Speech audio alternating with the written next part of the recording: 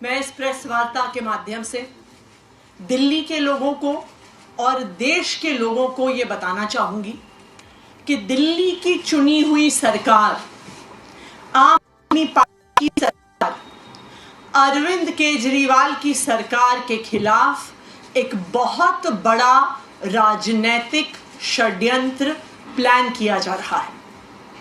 हमें विश्वसनीय सूत्रों से पता चला है कि आने वाले कुछ दिनों में केंद्र सरकार, भारतीय जनता पार्टी शासित केंद्र सरकार दिल्ली में राष्ट्रपति शासन लगाने वाली है। इसके कई संकेत कुछ दिनों से दिख रहे हैं।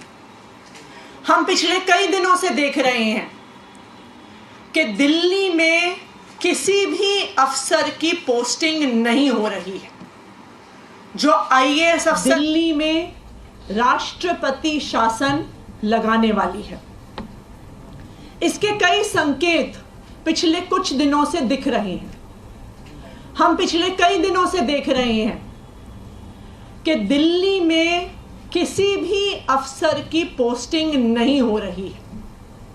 जो आईएएस अफसर हैं उनकी पोस्टिंग एमएचए द्वारा कंट्रोल्ड होती है, लेकिन पिछले कई महीनों से किसी भी सीनियर आईएएस अफसर की पोस्टिंग दिल्ली में नहीं हुई। दूसरी बात, दिल्ली के अंदर कई विभाग खाली हैं, वहां पर अफसर पोस्टेड नहीं है, लेकिन फिर भी दिल्ली के अंदर किसी भी अफसर को नहीं लगाया जा रहा। तीसरी बात, एलजी साहब पिछले एक हफ्ते से एमएचए को बार बार बिना किसी कारण के दिल्ली सरकार को लेके चिट्ठियां लिख रहे हैं। कहते हैं कि मंत्रीगण मीटिंग में नहीं आते, कहते हैं कि मुझे चर्चा करनी है, मैंने मीटिंग पे बुला रहा हूं, ये मीटिंग में नहीं आ रहे हैं। ये वही एलजी साहब हैं जो कोर्ट में खड़े होके कहते हैं कि जी ये ट्रांसफर्ड सब्जेक्ट है, मेरा इससे कोई लेना देना नहीं है।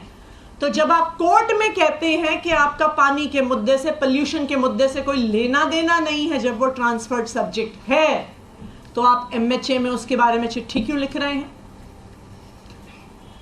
चौथा, दिल्ली सरकार के अफसरों ने मॉडल कोड ऑफ कंडक्ट का बहाना बनाकर किसी भी मीटिंग में आना बंद कर दिया है, चाहे वो कितने ही इंपॉर्टेंट मुद्दे पर हो। आखिरी चीज, हमने देखा कि किस तरह से एक 20 साल पुराने केस को उठाकर दिल्ली के मुख्यमंत्री अरविंद केजरीवाल के निजी सचिव को बर्खास्त कर दिया। तो ये सारे लक्षण दिखा रहे हैं कि एक बहुत बड़ी साजिश हो रही है, दिल्ली की सरकार को गिराने की साजिश हो रही है, अरविंद केजरीवाल की सरकार को गिराने की साजिश हो रही है, और दिल्ली में राष्ट्रपति शासन लगाने की साजिश हो रही है। और यही कारण है कि अरविंद केजरीवाल जी को झूठे आरोपों के साथ, फर्जी आरोपों के साथ, बिना किसी प्रमाण के ईडी ने गिरफ्तार किया है, केंद्र सरकार ने गिरफ्तार किया है। क्यों? क्योंकि भारतीय जनता पार्टी को ये पता है, वो ये जानते हैं कि वो कितना भी जोर लगा लें, वो दिल्ली में अरविंद केजरीवाल को हरा नहीं सकते हैं। उन्होंने ये देख लिया है कि चाहे 2013 का चुनाव हो, चाहे 2015 का चुनाव हो, चाहे 2020 का चुनाव हो, या 2022 में हुआ एमसीडी का चुनाव हो, कि दिल्ली के लोग अरविंद केजरीवाल से प्यार करते हैं, दिल्ली के लोग आम आदमी पार्टी को पसंद करते हैं, और दिल्ली के लोग भारतीय जनता पार्टी की हर संभव कोशिश के बाद आम आदमी पार्टी को ही वोट देते हैं, अरविंद केजरीवाल को ही वोट देते हैं। तो अब बीजेपी को पता चल गया है, अब इनको पता चल गया है कि ये दिल्ली में चुनाव जीतने वाले नहीं हैं, इसलिए ये लोग साजिश कर रहे हैं कि दिल्ली की चुनी हुई सरकार, दिल्ली की चुनी हुई लोकप्रिय सरकार अरविंद केजरीवाल की सरकार को गिराया जाए।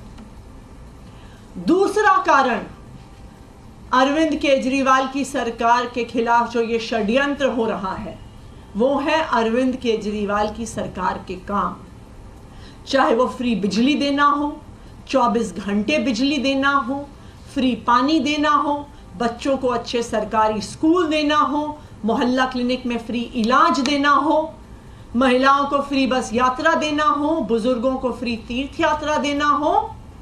इन लोगों को पता है कि ये कितनी भी कोशिश कर लें, दिल्ली छोड़िए, किसी भी अपने राज्य में ऐसी पॉलिसीज को लागू नहीं कर पाएंगे।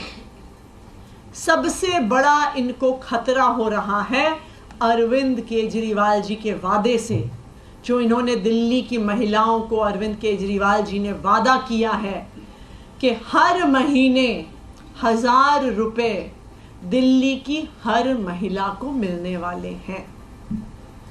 और इन पॉलिसीज को रोकने के लिए, दिल्ली की महिलाओं को 1000 रुपए मिलने से रोकने के लिए आज ये राजनीतिक साजिश रची जा रही है।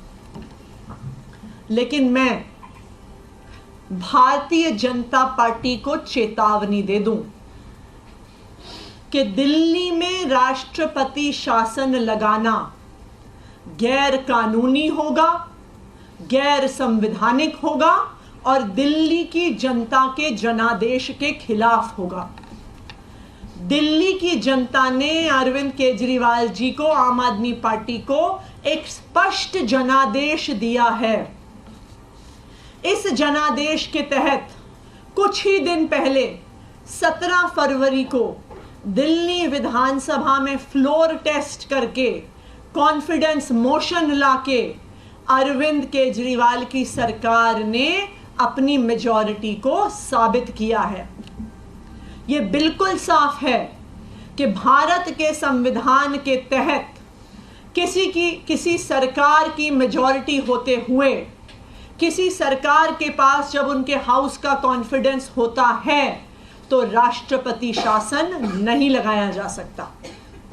2016 में भी उत्तराखंड में जब राष्ट्रपति शासन लगाया गया था तो उत्तराखंड हाई कोर्ट ने फ्लोर टेस्ट ऑर्डर किया था और सरकार के पास फ्लोर टेस्ट में कॉन्फिडेंस मोशन सक्सेस होने के बाद राष्ट्रपति शासन के आदेश को खारिज कर दिया गया था।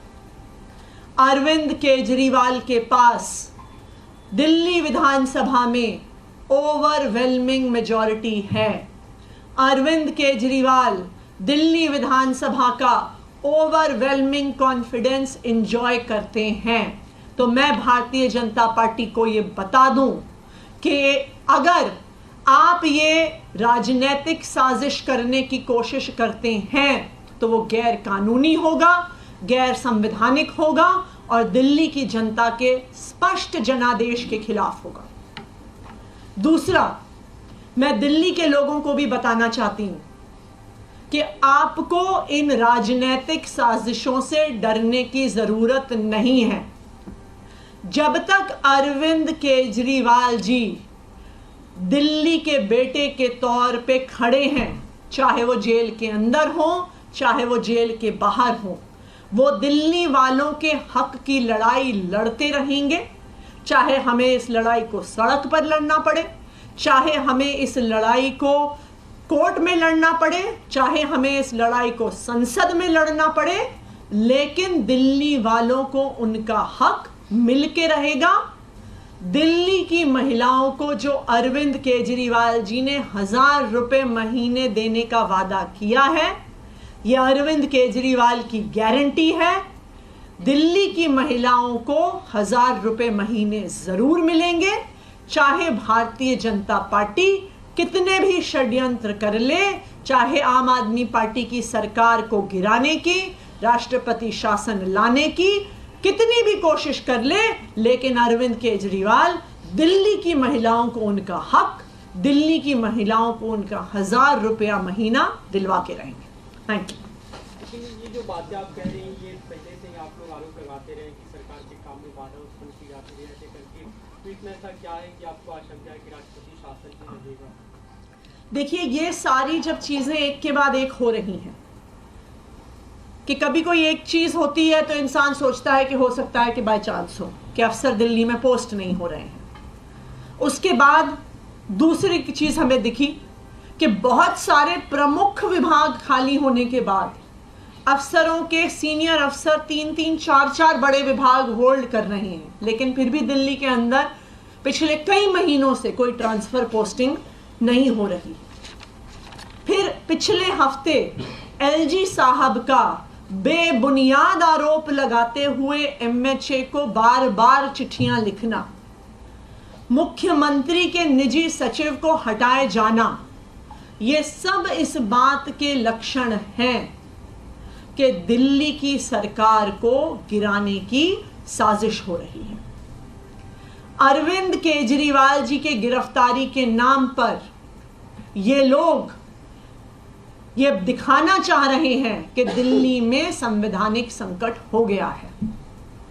ये क्यों दिखाना चाह रहे हैं? क्योंकि इनको पता है कि ये कितनी भी कोशिश कर लें, ये कितने भी प्रयास कर लें, ये कितने भी नेताओं को उतार दें, ये कितने भी वादे कर दें, लेकिन दिल्ली के लोग अपना वोट अपने बेटे, अपने भाई अरविंद केजरीवाल को ही देने वाले हैं।